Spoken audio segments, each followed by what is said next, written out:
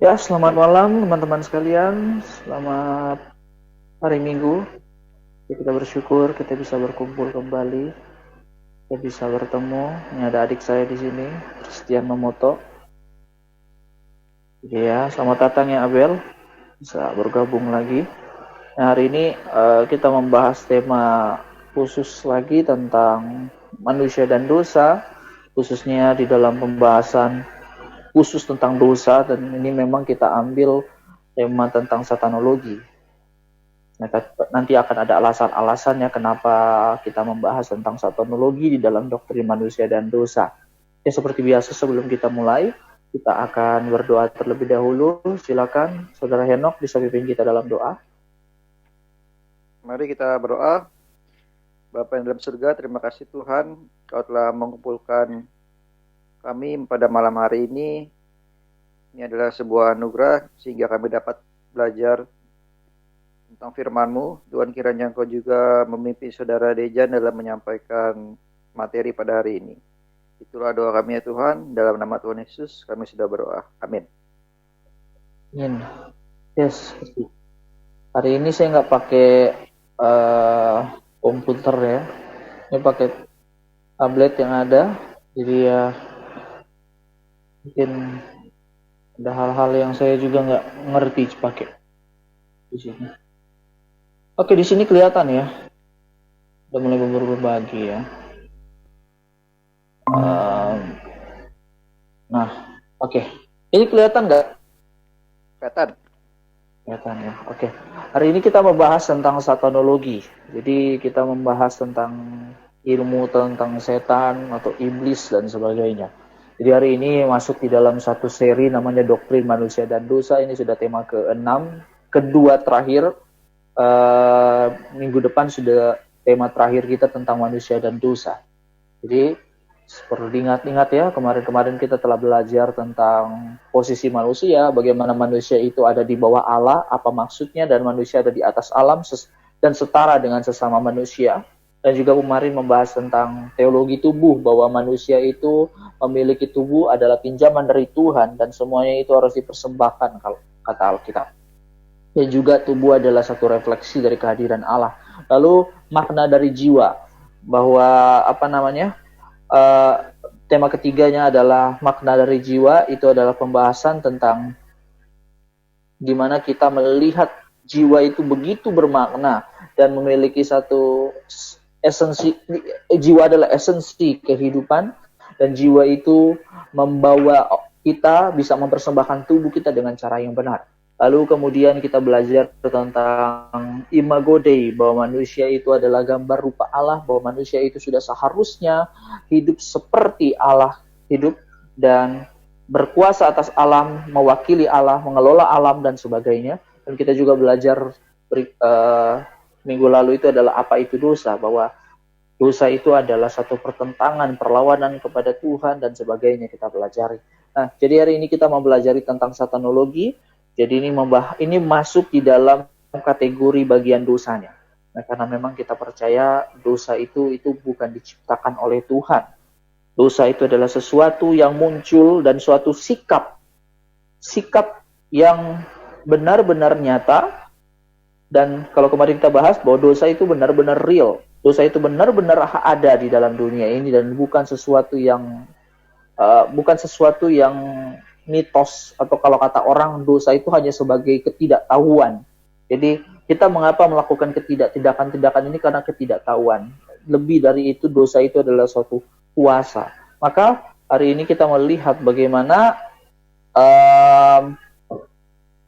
kita melihat dosa itu muncul pertama kali dan dalam bentuk apa, dan ini akan kita melihat dari sisi pembawa dosanya. Karena kemarin kita membahas bahwa iblislah yang membawa dosa, bukan Tuhan.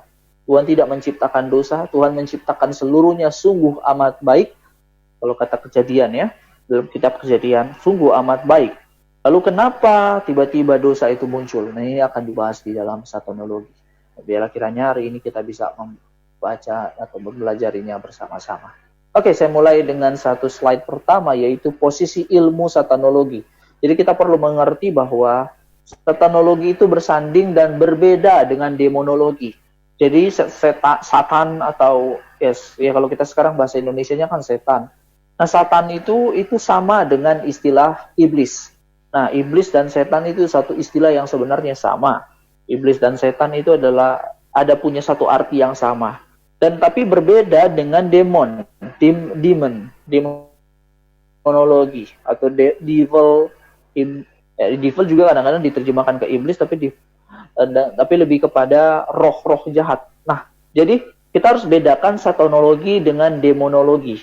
Satanologi itu adalah ilmu tentang yang saya katakan di pasal kedua, ilmu tentang iblis. Kalau demonologi adalah pelajaran tentang roh-roh jahat. Nah, ini dua ilmu yang berbeda. Wah, kadang-kadang kita mau mikir, kenapa sih kita harus datang tiba-tiba muncul demonologi, satanologi, apa sih gunanya? Gunanya sebenarnya sama dengan kita memahami tentang diri kita.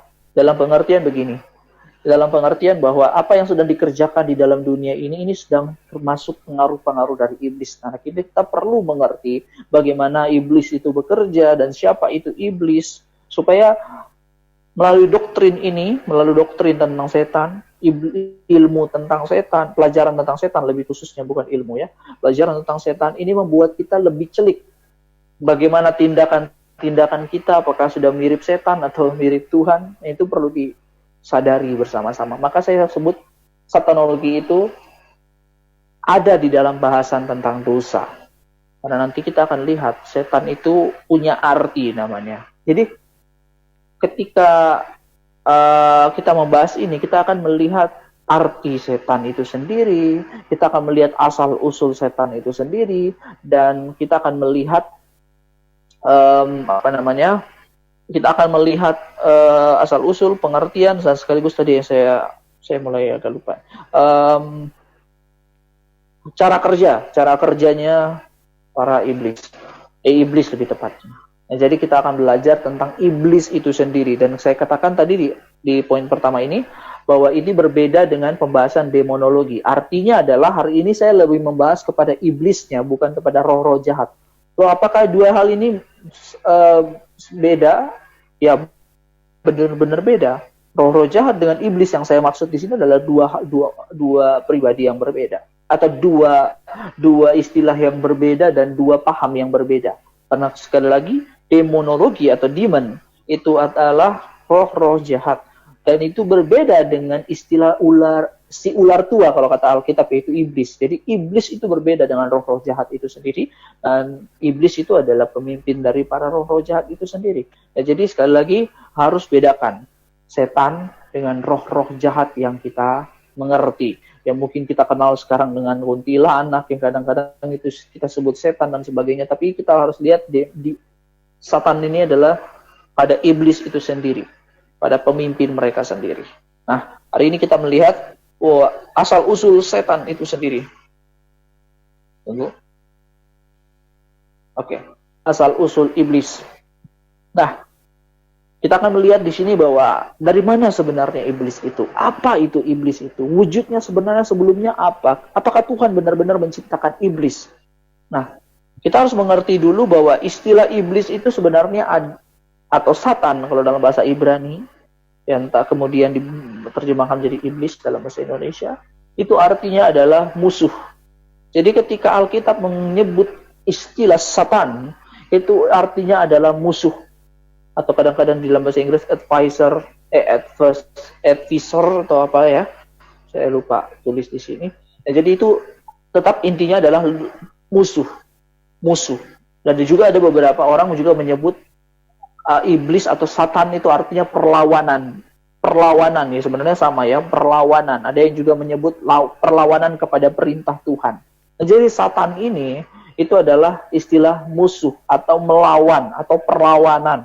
Jadi kita harus mengerti bahwa istilah Satan itu adalah julukan kepada satu pribadi yang akhirnya kita sebut sekarang iblis. Jadi perlu dimengerti bahwa iblis yang kita kenal sekarang itu dulunya itu adalah bukan iblis, tapi dia dijuluki kemudian menjadi Satan. Dan makanya saya sebut dulu iblis itu adalah malaikat, tapi bukan malaikat yang jatuh. Nah, kita baca di dalam mana? Saya lupa kayaknya tulis di sini. Kita baca di dalam Yesaya 28. Kita lihat di dalam Yesaya 28.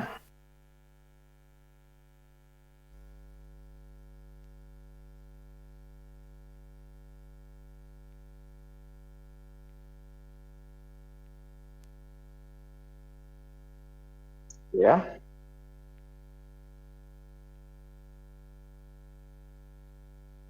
Karena saya enggak.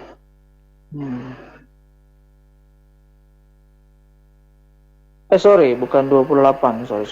Saya enggak. Saya lihat catatan lagi. Yesaya 14. Harusnya saya tulis tadi ya. Yesaya 14.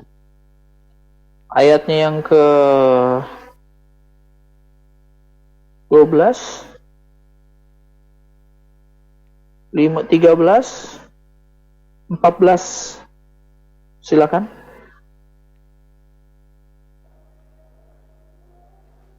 Yesaya 14. Wah, engkau sudah jatuh dari langit, hai bintang timur putra fajar, engkau sudah dipecahkan dan jatuh ke bumi, hai yang mengalahkan bangsa-bangsa, engkau yang tadinya berkata dalam hatimu, aku hendak naik ke langit, aku hendak mendirikan tahtaku mengatasi bintang-bintang Allah, dan aku hendak duduk di atas bukit pertemuan jauh di sebelah utara. Aku hendak naik mengatasi ketinggian awan-awan, hendak menyamai yang maha tinggi. Oke. Jadi di dalam pembahasan kita di sini kita melihat bahwa ini sebenarnya memang ini gambaran, memang ada yang mengatakan ini tentang Raja Babel dan sebagainya. Tapi ada yang juga menerjemahkan ini sebagai gambaran asal usul iblis. Jadi iblis ini yang kemudian adalah hai bintang timur, engkau sudah jatuh dari langit. Dia bintang timur atau putra fajar. Nah, putra fajar itulah yang disebut dengan istilah Lucifer. Jadi Lucifer itu bukan nama langsung dari dia. Itu julukan. Hai bintang timur putra fajar itu yang disebut dengan Lucifer. Jadi Lucifer itu istilah putra fajar. Yesus Kristus juga pernah disebut dengan putra fajar, tapi saya nggak sempat searching ya di mana ayatnya, tapi saya pernah tahu itu ayat, ada ayat itu. Yesus Kristus itu pun disebut dengan istilah Lucifer. Jadi kita jangan terlalu terpaku dengan istilah Lucifer itu sebagai Lucifer itu adalah ya semata-mata kepada iblis. Justru Yesus Kristus itu juga adalah bintang timur atau bintang fajar dan sebagainya. Itu putra fajar. Ada gambaran seperti itu. Tapi sekali lagi ini adalah bintang timur yang jatuh. Dia adalah malaikat yang jatuh. Dia adalah dulunya pernah bersama-sama dengan Allah. Ini juga menjawab bahwa Tuhan memang benar-benar menciptakan semuanya sungguh amat baik. Dan tidak ada yang sebenarnya tidak ada sebenarnya yang jahat yang Tuhan ciptakan. Hanya kemudian ada sesuatu yang jahat muncul. Kenapa ada sesuatu yang jahat muncul? Karena yang kita sebut di sini adalah perlawanan. Makanya pribadi ini yang adalah malaikat ini, dia akhirnya menjadi musuh. Dia menjadi dia melawan, dia menjadi orang yang pemberontak dari Allah. Itulah mengapa dia disebut iblis sekarang, karena istilah iblis adalah perlawanan atau musuh atau pemberontak kadang-kadang disebutnya. Jadi iblis itu memang dulu adalah orang yang melayani Tuhan. Bukti bahwa dia dulu adalah melayani Tuhan itu ada di dalam mana? Itu ada di dalam, saya harus lihat catatan lagi. Itu ada di dalam Yehezkiel 28. Ini yang harusnya 28. Ini yang mana? 28 ayat yang ke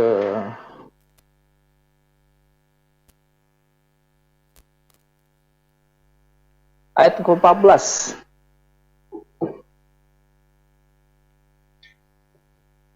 Ayat 12 sampai 14. Coba baca.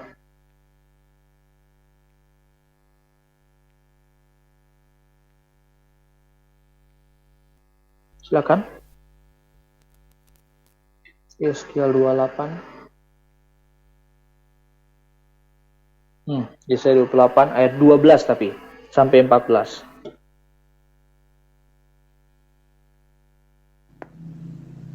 Yehezkiel 28 ayat 20 Yehezkiel 28 ayat 12 sampai 14. Hai anak manusia, ucapkanlah suatu ratapan mengenai Raja Tirus dan katakanlah kepadanya, beginilah firman Tuhan Allah, gambar dari kesempurnaan engkau, penuh hikmat dan maha indah. Engkau di Taman Eden, yaitu Taman Allah, penuh segala batu permata yang berharga, yaspis merah, krisolit, dan yaspis hijau, permata pirus, krisopras, dan nefrit, lazurit, batu darah, dan malakit. Tempat tatahannya diperbuat dari emas dan disediakan pada hari penciptaanmu. Kuberikan tempatmu dengan dekat kerub yang berjaga. Di gunung kudus Allah engkau berada, dan berjalan-jalan di tengah batu-batu yang bercahaya-cahaya. Nah, di sini dikatakan ya, sebenarnya ada satu ayat yang tidak diterjemahkan dalam bahasa Indonesia, tapi banyak di dalam bahasa Inggris itu muncul kata-kata itu. Di mana dikatakan bahwa dia, yang dikatakan si Raja Tirus ini, dia adalah seorang the workmanship, khususnya di dalam terjemahan King James Version ya. Di King James Version, dia pernah menerjemahkan ayat ini dengan kata-kata the workmanship of thy heart tabrets, atau lebih tepatnya tamborin ya, tamborin and of thy pipes. Jadi yang dipersiapkan tempat dalam. Jadi ini menggambarkan bahwa dan kemudian digambarkan bahwa dia ada di dekat kerub yang berjaga, di gunung kudus Allah engkau berada dan jalan di tengah batu yang bercahaya-cahaya. Jadi ada gambaran bahwa malaikat atau malaikat yang jatuh ini, yaitu iblis, itu kemudian adalah dulu itu adalah malaikat yang ditaruh di dalam posisi yang katanya tinggi, posisi yang begitu tinggi, bahkan di dekat dengan kerub. Istilah kerub sering diterjemahkan sebagai malaikat-malaikat yang menyembah Allah, tapi juga diterjemahkan, ada yang menerjemahkan juga sebagai malaikat yang tinggi, posisi yang tinggi, posisi yang benar-benar dekat dengan Allah. Nah, jadi malaikat yang dulu, malaikat yang jatuh yang kita sebut dengan Lucifer sekarang itu adalah malaikat yang begitu tinggi posisinya, malaikat yang begitu dekat mungkin dengan Allah. Makanya seringkali ada orang-orang pengkhotbah, termasuk saya kadang-kadang, saya sering menggambarkan malaikat itu, kalau kepada anak-anak sekolah, saya menggambarkan dia adalah seperti ketua OSIS. Ketua OSIS yang memimpin kita semua dan memimpin puji-pujian. Karena memang dalam gambaran Yesaya dan Yeskiel, iblis ini atau malaikat yang jatuh ini adalah malaikat yang dulu adalah malaikat yang berada di dalam posisi yang tinggi, berada di dalam tingkatan yang tinggi dan bertanggung jawab di dalam bagian musik, bertanggung jawab di dalam bagian penyembahan, bertanggung jawab di dalam bagian puji-pujian. Makanya kemudian di dalam tradisi-tradisi yang bermunculan, yang entah dari mana asalnya, ada juga memang ada tradisi dari gereja dan juga ada tradisi-tradisi yang lain yang mengajarkan bahwa iblis itu dulu adalah malaikat-malaikat yang mengajarkan iblis yang memimpin kepada melalui musik, iblis yang memimpin musik. Dan juga ada beberapa tradisi juga dalam malaikat ini adalah malaikat yang dulu setara dengan, ada 3 malaikat yang dulu katanya paling tinggi. Ada malaikat Gabriel atau kadang-kadang disebut Jibrail, tapi ada yang sebut Gabriel. Jibrail mungkin karena istilah Gabriel, kan pakai hurufnya kan G. Nah, dalam bahasa Inggris, kemudian Gabriel atau Gabriel dalam bahasa Indonesia. Kemudian ada malaikat yang itu malaikat Gabriel adalah malaikat yang sering diutus Allah menyampaikan pesan-pesan dari Allah. Dia mungkin pemimpin dari para malaikat yang membawa pesan. Kemudian ada malaikat yang menjadi panglima perang, itu adalah malaikat saya lupa namanya, Serafim bukan, saya lupa namanya, dia salah satu, Mikael. Jadi dia adalah malaikat yang digambarkan sebagai malaikat yang memimpin perang. memimpin sebagai panglima malaikat perang, begitulah kira-kira. Nah, tapi Lucifer juga adalah tingkatan tertinggi setara dengan mereka, dan dia yang memimpin kepada puji-pujian. Nah, jadi malaikat ini adalah malaikat yang benar-benar tinggilah derajatnya. Makanya kemudian mungkin dari ketinggiannya dia, dengan rasa tingginya hati, tinggi posisinya sampai dia jadi tinggi hati, sampai dia akhirnya berusaha untuk menyamakan dirinya dengan Sang Maha Kudus. Ini juga kadang-kadang bisa jadi refleksi, bukan kadang-kadang lagi, ini bisa jadi refleksi ya. Kita kalau sudah di atas ya, kalau sudah di dalam posisi yang tinggi, punya jabatan yang tinggi, itu rawan sekali ya. Rawan sekali dengan godaan-godaan untuk mau jadi seperti orang yang tinggi di atas kita. Atau kadang-kadang kalau sudah di dalam suatu posisi, kita mau supaya orang di atas kita itu jatuh. Orang-orang yang ada di atas kita, kita kadang-kadang kalau sudah iri, kadang-kadang kita mungkin rasanya mau tarik mereka jatuh. Karena kita mau kita yang tertinggi. Kecenderungan-kecenderungan itu sebenarnya sudah ada sejak dari kasus malaikat-malaikat. Malaikat-malaikat ini hadir dan seharusnya melayani Tuhan, tapi kemudian dia menjadi malaikat yang membawa sekitar sepertiga, kalau kata Wahyu, saya lupa ayatnya di mana, ada sebenarnya di catatan di tab ini. Jadi di dalam Wahyu ada satu ayat mengatakan dia membawa sepertiga untuk melawan Tuhan. Dia melawan sepertiga malaikat-malaikat. Coba saya cari ya. Sepertiga. Coba teman-teman baca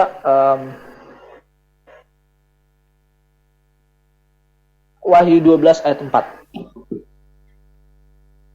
Dia saking berpengaruhnya ya teman-teman, dia bisa membawa malaikat-malaikat sepertiga dari seluruh malaikat. Buktinya adalah di dalam Wahyu 12 ayat 4. Silakan satu orang baca.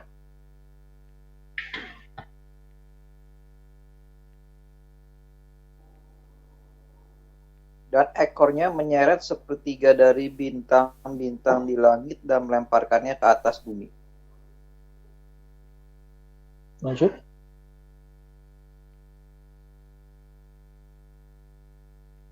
Oh, di ini pakai dua ya.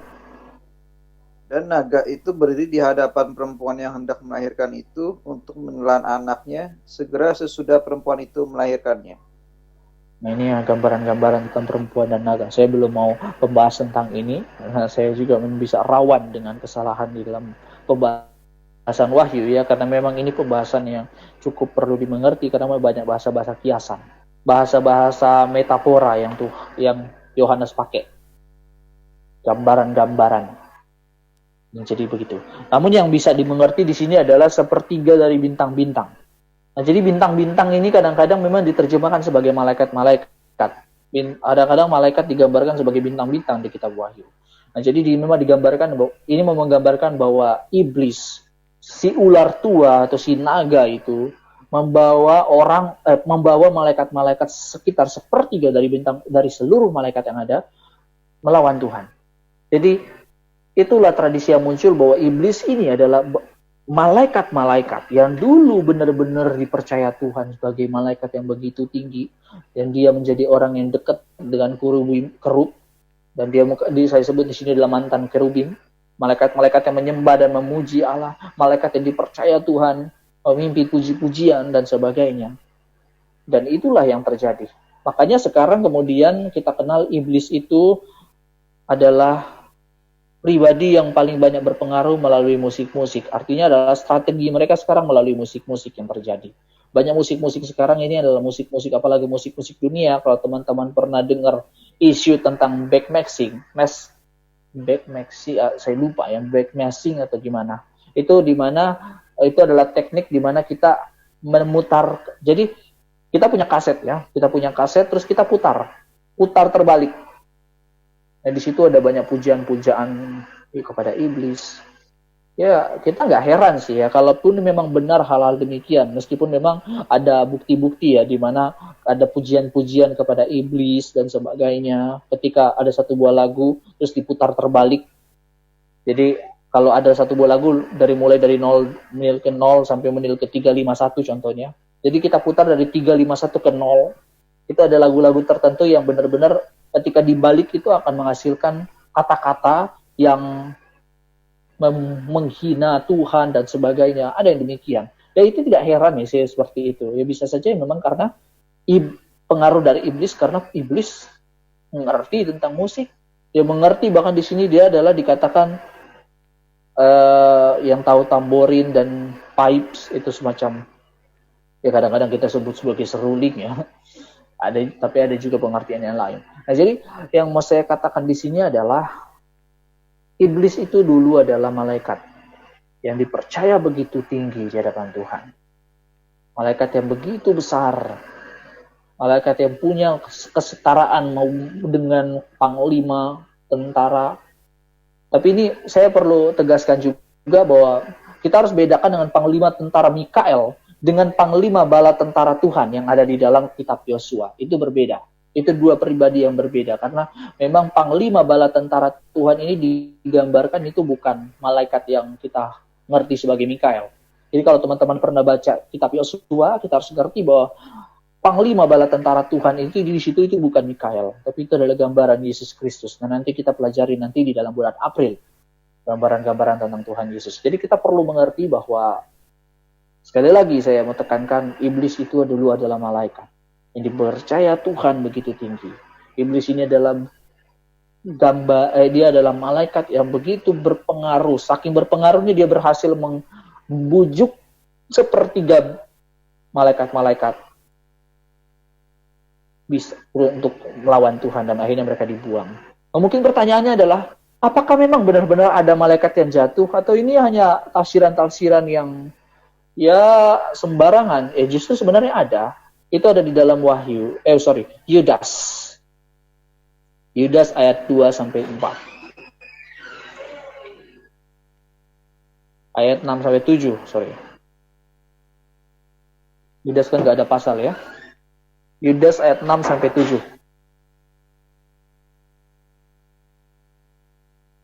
Silakan.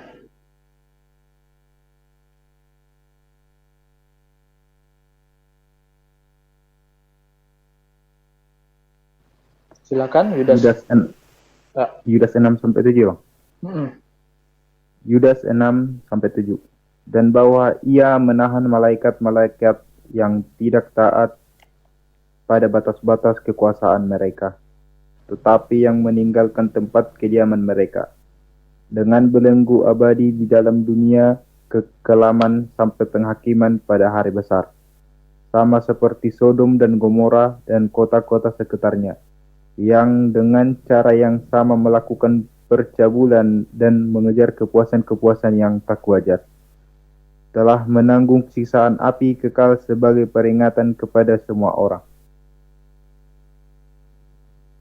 Di situ ya dikatakan malaikat-malaikat yang tidak taat. Artinya adalah memang benar-benar loh ada malaikat-malaikat yang jatuh. Jatuh di sini adalah bukan malaikat yang dibuang ya saja. Jatuh di sini adalah benar-benar jatuh dalam dosa. Jatuh di dalam tindakan ketidaktaatan. Karena kemarin kita sebut ya, dosa adalah ketidaktaatan. Salah satu definisi dosa adalah ketidaktaatan.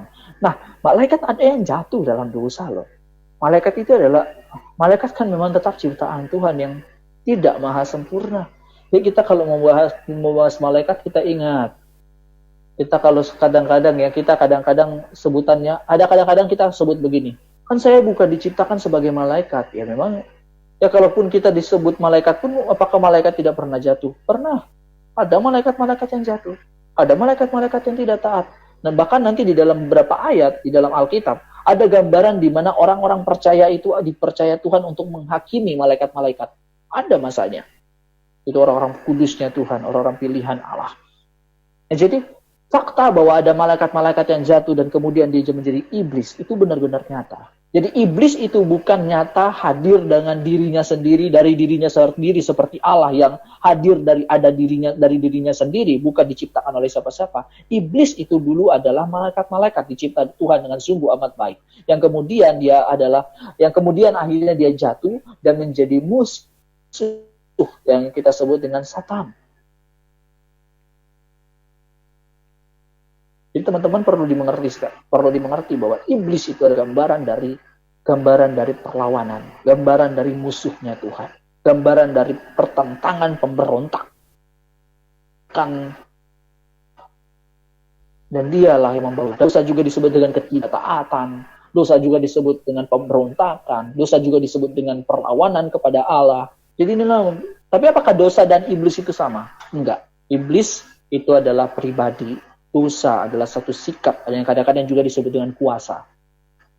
Kuasa, satu kuasa yang mempengaruhi kita, kuasa dosa, atau kadang-kadang memang ada yang bilang juga bukan kuasa seperti apa ya, memang itu satu sikap yang akhirnya mengekang kita sampai sekarang, mengekang kita bahkan ketika kita bisa percaya kepada Kristus, bukan berarti dosa itu hilang. Dosa itu masih tetap ada, tapi memang kadarnya masih terus kita bisa kurangi karena ada Roh Kudus yang terus menyertai dan terus membaharui kita. Jadi kita perlu mengerti itu ya. Jadi jangan stres ketika kita mungkin baru terima Kristus, sudah percaya kepada Kristus, terus kita masih jatuh dalam dosa. Itu di sisi lain memang ada kewajaran. Tapi bukan berarti kita jadi orang yang jadi orang yang nggak apa-apa lah kan, bisa minta ampun dan sebagainya. Tuhan juga nggak bisa dipermainkan. Dia benci dengan dipermainkan oleh manusia. Jadi dosa itu memang ada masanya.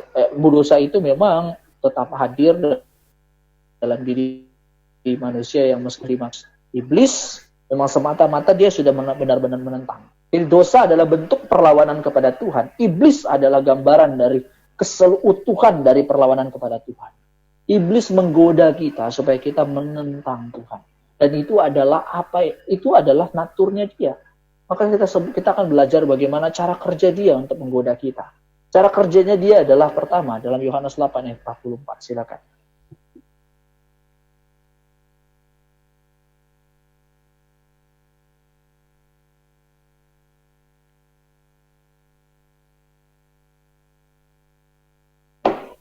Silakan.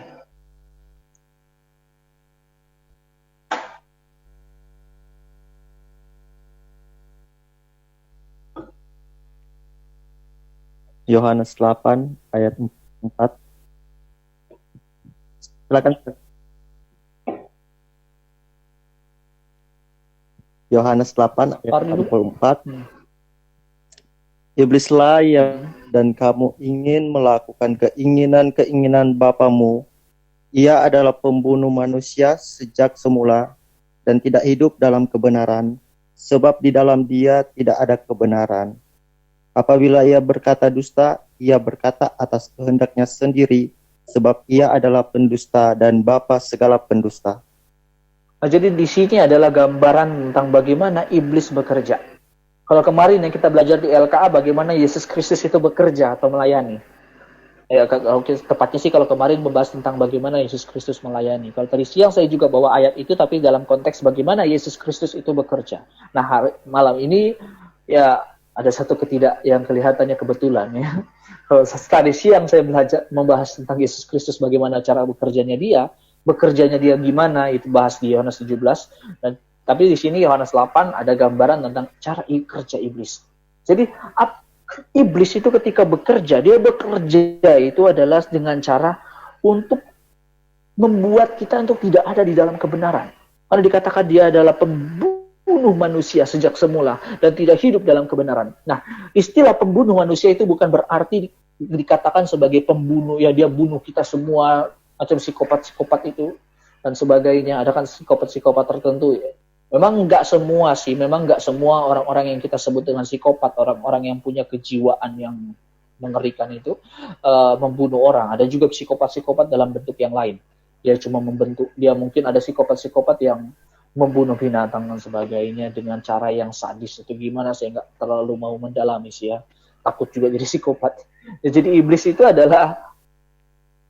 ya, dia tindakannya itu adalah melakukan sesuatu yang mencoba untuk membunuh manusia, membunuh karakter-karakter manusia. Dia membunuh karakter-karakter dari pribadi manusia yang sebenarnya. Dia membunuh karakter-karakter yang harusnya kita bangun. Dia membunuh hidup yang harusnya kita bangun. Nah, bagaimana supaya karakter-karakter yang seharusnya kita bangun itu tidak ada dalam diri kita?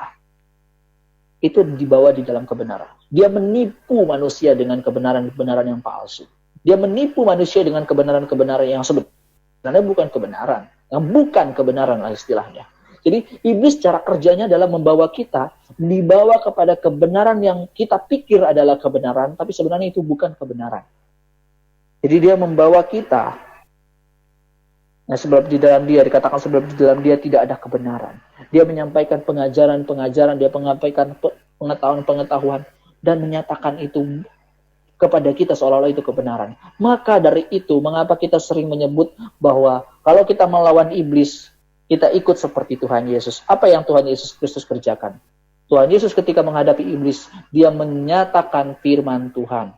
Dia menyebut firman Tuhan.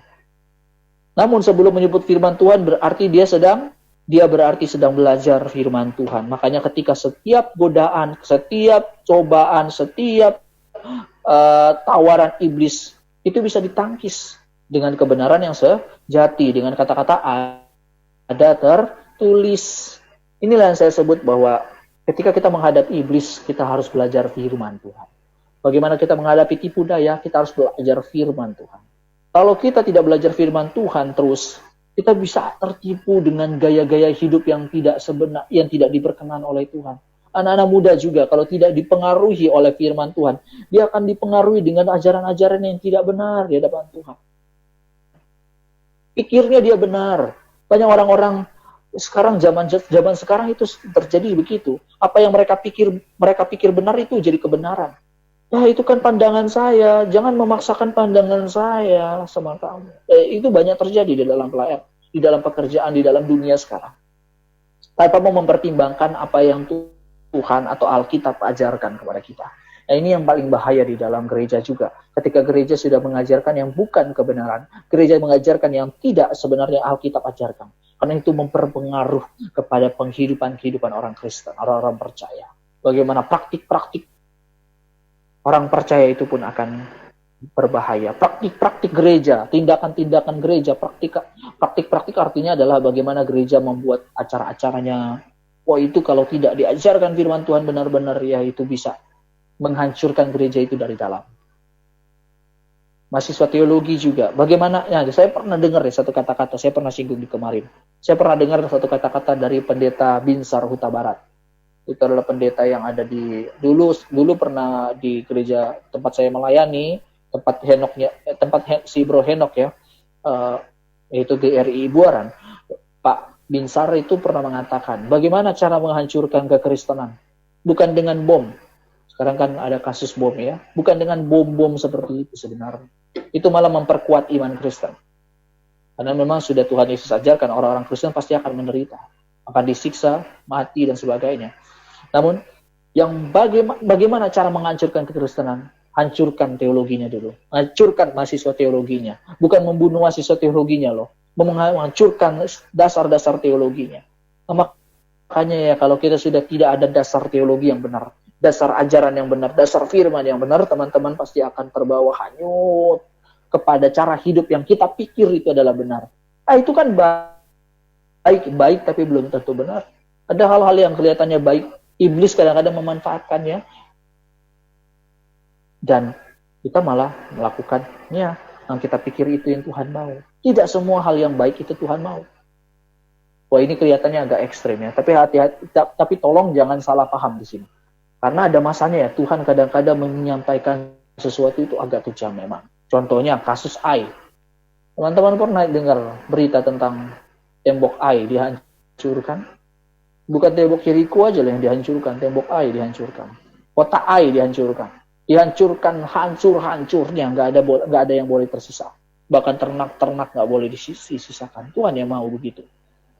Karena memang di sisi lain itu untuk menghancurkan seluruh pengaruh dari bangsa-bangsa lain yang memang sudah tidak mau berhadapan dengan Tuhan lagi. Tidak mau percaya kepada Tuhan lagi. Diajarkan pun mereka tidak mau. Manusia pun sebenarnya demikian kan. Tidak harus bangsa Ai lah, banyak orang-orang juga demikian. Tapi ada masanya orang-orang akhirnya mau menerima. Tapi ada yang memang tidak mau menerima sama sekali. Dunia memang membenci kita semua. Nah makanya Tuhan mengizinkan ada masanya bangsa-bangsa itu musnah. Nah perlawanan mereka sudah paling menjijikan. Kalau bangsa-bangsa itu terus diizinkan terjadi, kecenderungan-kecenderungan mereka itu akan berpengaruh kepada bangsa Israel. Dan itu cara kerja Tuhan itu kelihatannya tidak masuk akal buat kita. Kalau jadi Tuhan, mungkin kalau bukan Tuhan yang sejati, kita mungkin membiarkan bangsa-bangsa yang sekarang, bangsa-bangsa Ai, bangsa Yeriko, bangsa-bangsa yang lain pada zaman Israel itu dibiarkan saja hidup. Tapi tidak sadar bahwa akhirnya kita dipengaruhi. Bangsa Israel kan begitu. Banyak bangsa-bangsa yang tidak dihancurkan oleh bangsa Israel lah. Dan akhirnya mereka mempengaruhi bangsa Israel dan menjadi orang yang menyembah berhala. Banyak. Itulah mengapa penting sekali untuk melihat cara kerjanya Tuhan, memikirkan pikiran Tuhan, memikirkan apa yang Tuhan pikirkan. Nah, itu yang perlu kita pelajari, bahwa iblis cara kerjanya adalah menghancurkan pikiran kita tentang kebenaran firman Tuhan. Kadang-kadang iblis juga mencuri firman Tuhan. Itu nyata di dalam kisah tentang penabur. Teman-teman pernah bacakan, ada orang menabur benih, ada yang jatuh di atas tanah, ada yang jatuh di atas tanah kering, ada yang jatuh di atas batu. Tanah berduri, ada yang jatuh di atas batu. Tanah yang di atas batu itu adalah tanah yang akhirnya dicuri orang, burung-burung menangkapnya dan iblis mengambilnya. Itu arti iblis mengambilnya. Ada satu ayat kan teman-teman pernah baca itu. Burung-burung mengambilnya karena terbawa angin dan jatuh di tempat yang salah. Itulah maksud saya adalah bagaimana cara kerja iblis adalah bagaimana dia untuk menyingkirkan kita dari kebenaran. Membuat kita menjadi orang yang tidak mau belajar kebenaran, tidak mau belajar tentang firman, tidak mau belajar tentang dasar-dasar iman kita. Ya, akibatnya kita akan menjalani hidup dengan pikiran bahwa saya sudah benar, dan tanpa sadar sudah menipu diri kita sendiri. Banyak terserah juga demikian. Banyak orang berpikir bahwa dengan berbuat baik saya bisa menyelamatkan diri saya sendiri. No, dosa hadir dalam diri setiap manusia. Kecenderungan dosa lebih besar dibandingkan kecenderungan untuk berbuat baik. Kita lebih mau untuk berbuat jahat. Kita lebih mau berbuat hal yang egois. Tapi iblis memanfaatkannya. Nah, cara kerja kedua yaitu adalah Matius 16 ayat 23. Silakan.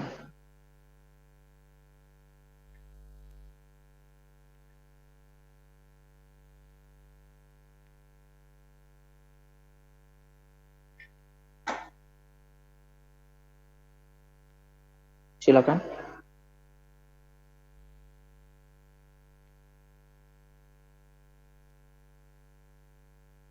Halo. Matius 16 ayat 23. Ya. Maka Yesus berpaling dan berkata kepada Petrus, "Enyalah iblis, engkau suatu batu sandungan bagiku, sebab engkau bukan memikirkan apa yang dipikirkan Allah, melainkan apa yang dipikirkan ini manusia." salah satu bagian yang perlu kita mengingat baik, bahwa ketika iblis bekerja membuat kita bukan apa yang dipikirkan Tuhan, bukan apa yang benar-benar, kita dibuat menjadi orang yang tidak mau memikirkan pertimbangan-pertimbangan Tuhan. Iblis akan berusaha membuat kita menjadi orang yang tidak memikirkan Tuhan, dan itu banyak terjadi di dalam kisah-kisah bukan hanya kisah Petrus. Ini kan kisah Petrus ya. Petrus disebut iblis di situ. Enyahlah iblis, enyahlah lawan. Engkau sudah suatu batu sandungan bagiku, sebab engkau bukan memikirkan apa yang dipikirkan Allah. Jadi kalau kita melawan Tuhan itu iblis, teman-teman. Mau disangkal bagaimanapun itu iblis. Karena kita mencoba untuk menjadi musuhnya Allah. Itu ketika kita tidak memikirkan apa yang dipikirkan Allah. Iblis berusaha untuk melawan orang-orang percaya dengan cara seperti ini. Tidak berusaha memikirkan apa yang dipikirkan oleh firman Tuhan. Kalau tadi kan tidak membawa orang untuk ke dalam kebenaran, dia membawa kebenaran yang palsu. Nah, kemudian dia membawa kita sampai tiba pada titik di mana kita juga tidak mau memikirkan apa yang Tuhan mau pikirkan. Tidak mau memikirkan sampai berpikir bahwa saya tidak mau supaya sampai berpikir bahwa pentingkah Tuhan begitu kah? Jadi dalam maksud, pentingkah Tuhan? Sampai itu pun kita tidak mau tanya. Sampai di titik seperti itu.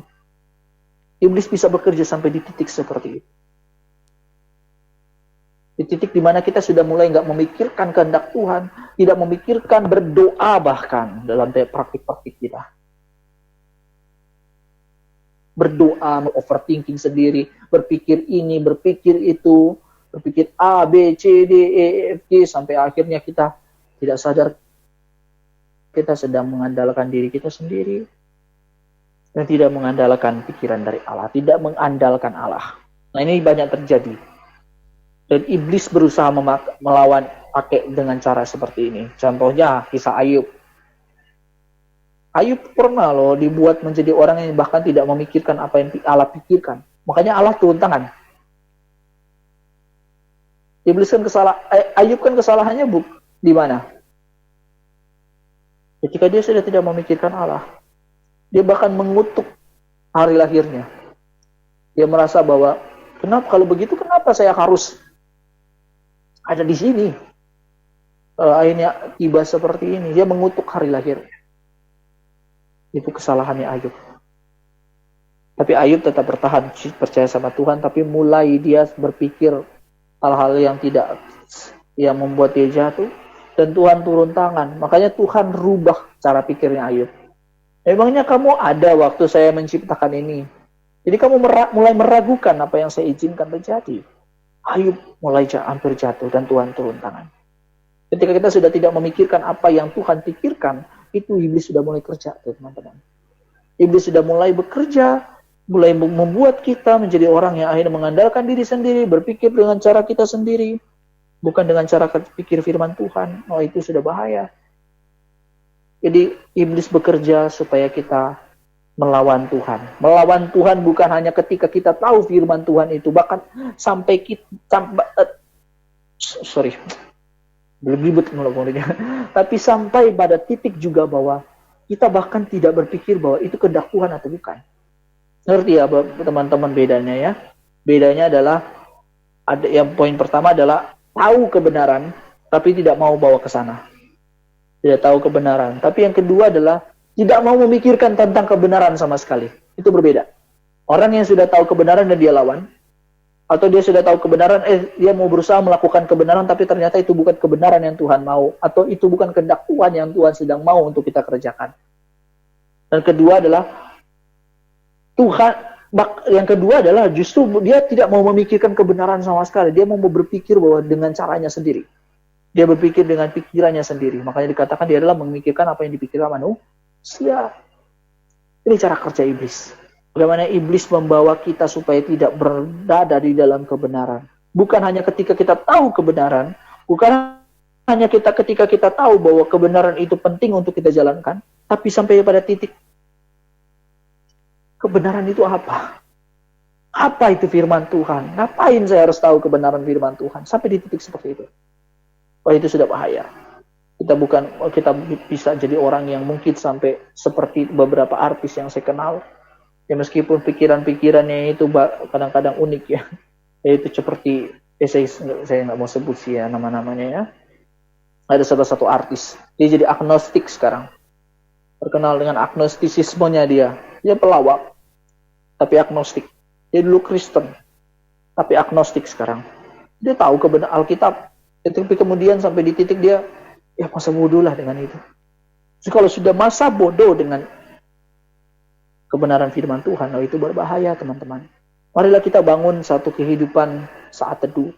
Kehidupan yang terus mau berdoa, memikirkan apa yang kira-kira Tuhan mau di dalam saya menjalani hidup.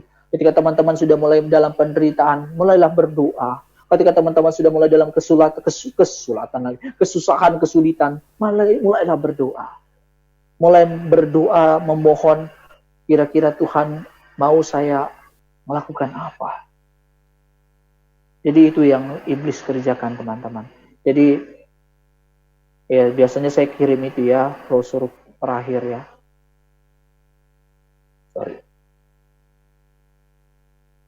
Jadi teman-teman, ketika iblis bekerja itu memang nggak tanggung-tanggung lagi. Iblis bekerja sedemikian rupa, Dia berusaha untuk membuat kita tidak berada di dalam kebenaran. Iblis berusaha supaya kita tidak menjadi orang-orang yang kenal kebenaran. Bahkan tidak mau mengenal apa itu kebenaran. Dalam pengertian seperti kebenaran itu apa? Itu sampai dia tidak mau menanyakan itu lagi. Itu yang masalah, teman-teman. Itu masalah ketika kita menghadapi iblis, ketika kita sudah tidak mau cari tahu kebenaran. Tidak mau cari tahu apa yang Tuhan mau untuk kita kerjakan. Oh, itu di titik di mana kita sudah bodoh amat. Di titik di mana kita sudah bodoh amat, itu titik di mana iblis berhasil melawan kita. Nah, coba kita lihat ya kisah-kisah tentang iblis, pertempuran iblis. Contohnya kita Kejadian 3. Kejadian 3, teman-teman coba lihat ya. Kejadian 3.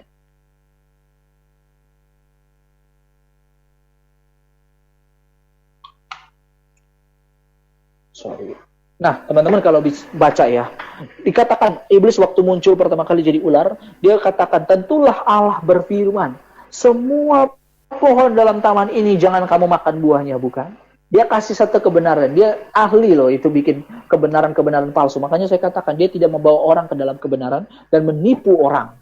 Nah, istilah tidak membawa orang ke dalam kebenaran itu kok seolah-olah sama dengan kata-kata tadi, tidak memikirkan Allah. Ini sebenarnya ada dua hal yang berbeda. Dia tidak membawa orang ke dalam kebenaran sebagai peringatan bahwa dia sedang membawa kebenaran yang bukan kebenaran. Sebab tidak ada kebenaran di dalam dirinya, itu penegasan loh. Jadi saya mau menegaskan sekali lagi ya. Jadi dua kalimat ini berbeda. Dua ayat ini pembahasan yang berbeda. Bahwa di dalam Yohanes 8 ayat 44 dia sedang membawa kebenaran tapi bukan kebenaran Allah. Nah, itu yang kita perlu mengerti. Iblis itu kadang-kadang bisa menyerupai malaikat terang kata Alkitab. Dia membawa kebenaran yang sebenarnya bukan kebenaran. Nah, iblis membawa ayat 1 itu seolah-olah kebenaran loh. Kalau kita baca secara sekilas seolah-olah Tuhan berfirman, oh iya betul ya, semua pohon dalam taman ini. Alkitab mau mengatakan apa? Coba Kejadian 2. Tuhan mengatakan apa di dalam kepada mereka?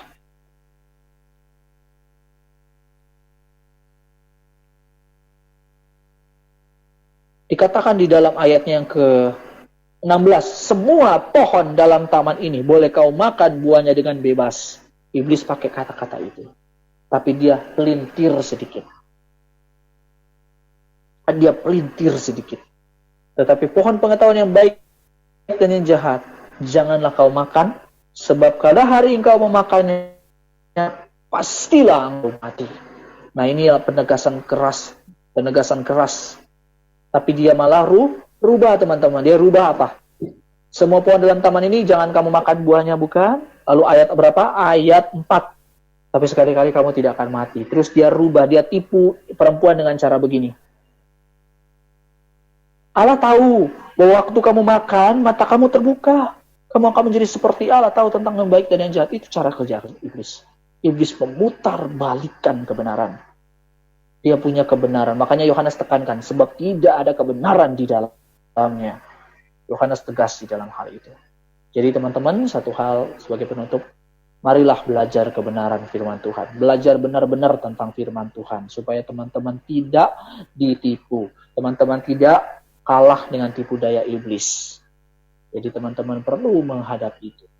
Jadi ini pembahasan tentang iblis memang karena di dalam konteks manusia dan dosa. Bagaimana kita tidak hidup di dalam dosa seterus-terusnya, apa arti dosa dan sebagainya, itu pembahasannya sama, tapi di dalam konteks pembahasan satanologi. Ya, teman-teman perlu mengerti bahwa iblis itu punya tipu daya demi tipu daya yang bisa berpengaruh besar dalam otak kita, sampai kita berpikir itu kebenaran. Bahkan sampai di titik kadang-kadang dia membuat kita berpikir bodoh amat dengan kebenaran. Dan itu terjadi banyak di mana hamba-hamba Tuhan yang lainnya. Apa itu kebenaran? Kisah Yeremia contohnya. Teman-teman, kalau teman-teman pernah baca Yeremia juga pernah dikatakan, mereka sudah tidak mau lagi cari yang mana yang baik, yang mana yang benar. Mereka sudah iya aja, yang mana yang paling menyenangkan mereka, itulah firman Tuhan bagi mereka. Makanya Alkitab pernah mengatakan pada akhir zaman orang-orang sudah tidak mau mendengarkan ajaran-ajaran yang sehat. Mereka hanya mau mendengarkan apa yang mereka mau dengar. Kalau teman-teman sudah tertipu dalam hal ini, teman-teman tidak sadar dengan cara kerja dia, ya saya katakan bye-bye. Teman-teman pada akhirnya tidak sadar hidup teman-teman sedang ditipu. Marilah kita mempersiapkan diri kita melawan dosa, melawan tipu daya iblis dengan belajar firman Tuhan dengan benar, dengan cara yang baik. Terus belajar, terus memiliki rasa apakah ini kebenaran firman Tuhan. Mari kita berdoa. Bapa kami yang di surga, kami bersyukur atas malam hari ini kami bisa belajar tentang satanologi. Belajar tentang bagaimana iblis itu asal usul dan bagaimana dia juga bekerja di dalam dunia ini. Nah, bersyukur karena Tuhan izinkan kami belajar dan kami bisa mengetahui. Meskipun itu baru dasar-dasarnya, kami tahu memang itu ada seni-seni tertentu yang kami bisa jawab dengan membaca, belajar firman Tuhan baik-baik. Tolonglah kami ya Bapa supaya kami bisa menghadapi dan terus belajar firman Tuhan. Kiranya semangat belajar firman Tuhan, semangat saat teduh tidak hilang dalam diri kami. Pujilah namamu ya Bapa. Ampunilah kami ya Bapa yang seringkali tidak mau belajar firman, sampai kami tidak akhirnya hidup di dalam apa yang kami anggap benar, padahal Tuhan tidak senang dengan demikian. Terima kasih telah memperingatkan kami. Saat ini kami mau hendak diskusi atau tanya jawab atau sharing, kiranya Tuhan memberkati. Dalam nama Tuhan Yesus Kristus kami berdoa. Amin. Oke teman-teman, selama saat ini kita selesai materinya, tapi kita belum selesai acaranya. Kita masuk di dalam sesi tanya jawab. Silakan. Kalau teman-teman ada yang mau bertanya atau ya silakan. Pak, saya mau nanya Pak, tadi yang di Kejadian 2 tadi kan Allah memberitahu manusia itu kalau pohon di dalam taman ini boleh kau makan buahnya dengan bebas, tapi pohon pengetahuan jangan kau makan kan gitu ya. Terus di selanjutnya kan dipelintir iblis. Pak, mau nanya sebenarnya kayak ada orang kan tadi seperti yang dijelaskan kan ada gereja-gereja juga untuk di zaman postmodernisme ini kan banyak yang memberikan pengajaran-pengajaran yang bertentangan dengan Alkitab, pakai seperti ada yang penglihatan dibawa ke neraka padahal iblis disiksa dengan manusia bersamaan. Ada yang bilang ini seperti kayak kita contohkan artis kayak, bukannya saya mendoakan gimana ya, maksudnya ada penglihatan katanya John Lennon masuk neraka gini-gini, padahal kan di Roma 12 dikatakan jangan memikirkan hal-hal yang lebih tinggi daripada yang kamu pikirkan. Itu sebenarnya yang mereka yang membuat ajaran-ajaran seperti ini itu kayak penglihatan gitu, itu sebenarnya mereka di pekerjaan setan atau dari netor berdosa dia sendiri sih ya Pak ya.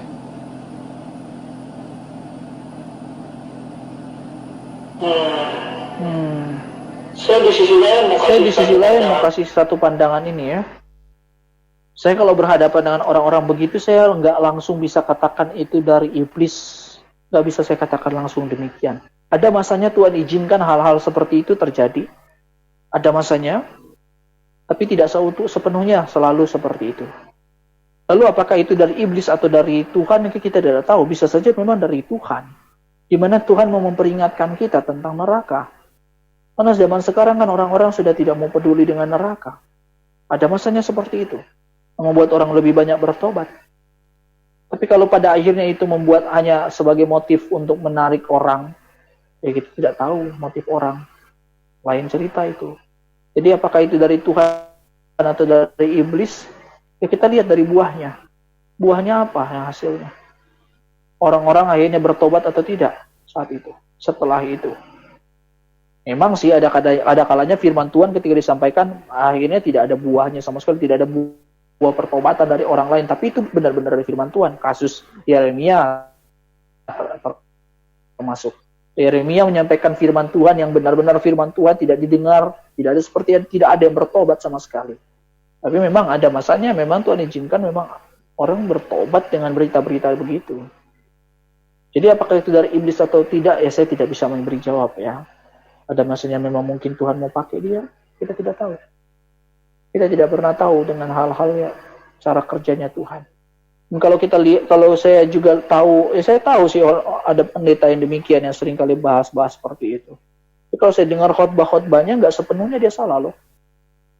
Nggak sepenuhnya dia dipakai tuh iblis loh. Tapi kalau pada akhirnya dia mungkin mengajarkan yang bukan firman Tuhan, itu masalah. Karena pada akhirnya juga kan kita juga memberitakan tentang neraka. Hanya dia memakai dengan metode tentang dia datang dari neraka atau bagaimana, kita tidak tahu. Tapi maksudnya berita tentang neraka pun memang adalah berita yang memang firman Tuhan juga ajarkan demikian. Alkitab penuh dengan berita-berita ancaman, bukan ancaman sih itu, berita tentang menyadarkan orang adanya neraka, realita neraka itu penting. Jadi apakah itu dari iblis atau bukan, saya tidak bisa memberi jawab. Karena ada masanya sekali lagi Tuhan memakai orang-orang demikian. Karena kalau saya lihat pendeta yang paling banyak ngomong begitu kan saya kenal. Saya tahu orangnya. Terus saya dengar khotbah-khotbahnya, nggak sepenuhnya dia salah. Dia masih orang yang sadar akan percaya kepada Kristus. Tapi mungkin Tuhan mau pakai dia seperti itu, ya silakan. Jadi saya nggak mau langsung istilahnya menentukan dia atau saya mengucapkan. Memang di sisi lain memang nggak hampir sampai hari ini memang nggak ada di dalam Alkitab mengatakan demikian. Tapi kita hanya bisa sekedar mengatakan sejauh ini Alkitab tidak pernah mengajarkan orang mengkhotbah dari neraka atau datang dari neraka. Sejauh ini tidak ada. Bahkan siapa namanya tuh kan pernah ada kisah tentang itu. Ada yang duduk di sisi Abraham, dan terus ada orang kaya dan Lazarus yang miskin. Injil pun mengajarkan demikian. Itu menarik. Injil pun bahkan izinkan ada berita-berita yang seperti itu. Kesadaran akan neraka, Injil loh. Ada berita-berita seperti itu. Berita tentang nerakanya, beratnya seperti apa. Bahkan dikatakan di situ gambaran tentang neraka. Sampai dia cuma minta air. Karena memang panas di sana ya. Kita tidak tahu. Berharap tidak ada di sana kan kita. Jadi seperti itu. Oke, jadi saya tidak tahu apakah itu benar atau enggak. Karena metode tentang berita tentang neraka, Injil pun memakainya. Seperti itu, Sen. Terima kasih sudah lebih mencerahkan. Sama-sama. Yang lain gimana? Ada yang mau bertanya? Ada yang mau diskusi atau gimana? Sharing? Silakan.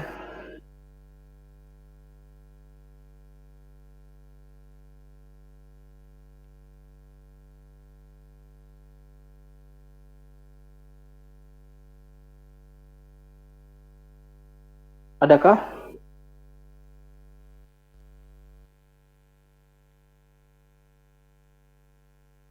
Nggak ada? Tidak. Saya nggak tahu nih siapa yang datang semua. Mungkin ada orang baru mungkin ya. Oh ini ada Zevanio Tigau. Ya saya ucapkan selamat datang ya, selamat bergabung buat Zevanio. Ini Zevanio dari mana nih? Lo boleh tahu? Ya Kak. Perkenalkan, nama saya Zevanio Tigau. Ya. Dari Modo Inding, Kak. Oh, dari Modo Inding. Oke. Ya, berarti sesama Manado ya. Oh, ini temannya Abel ya? Dulu satu SMA dengan Abel, Kak. Oh, oke. Siap. Selamat datang ya, selamat bergabung. Ya, entah nanti mau datang lagi atau enggak, bisa tetap ucapkan selamat datang. Jadi ini memang kelompok belajar Alkitab, belajar dasar-dasar iman Kristen kita supaya kita punya dasar iman kuat. Seperti tadi kan kita belajar bahwa melawan iblis itu memang belajar dengan firman. Oh iya, saya ada yang sempat lewat ya. Saya mau mengatakan bahwa cara melawan iblis juga adalah memakai perlengkapan rohani. Tapi kalau kita lihat perlengkapan rohani itu seperti apa, itu bentuk-bentuk tentang iman, firman Tuhan dan sebagainya. Mungkin ke depan kita bahas itu ya. Ke depan kita bahas tentang perlengkapan rohani ya, entah kapan. Mungkin minggu depan, tapi minggu depan saya harus pakai waktu untuk bahas tentang kovenant Allah. Mungkin 2 minggu depan saya masih pertimbangkan lah. Nah, saya juga nggak mau sembarangan buat tema di sini, teman-teman. Dan di sini saya harus bertanggung jawab juga sama Tuhan di dalam semua tema-tema yang ada. Jadi ini memang berat sisi lain. Buat begini ini mengundang konsekuensi yang besar. Ya saya pernah pergi ke Modo Inding. Saya lupa nama tempat-tempatnya. STEMI kan pernah melayani di sana. Semua sekolah tinggi lagi. Stephen Tong Ministry pernah di sana. Jadi tempatkan di sana 5 jam dari kampung saya dengan adik saya ya. 5 atau 4 jam saya lupa. Oke ya, kalau tidak ada, kita mau tutup acara kita ya. Minggu depan kita membahas tentang covenant Allah. Apa itu covenant? Itu perjanjian. Bagaimana antara Allah dan manusia itu punya hubungan itu seperti apa? Hubungannya itu di dalam covenant. Nah, itu sebagai tema terakhir dari seri Doktrin Manusia dan Dosa. Ya, berharap teman-teman bisa hadir dan teman-teman bisa belajar bagaimana kita membangun hubungan kita dengan Tuhan dalam covenant. Mengerti hubungan antara Allah dan umat dalam covenant.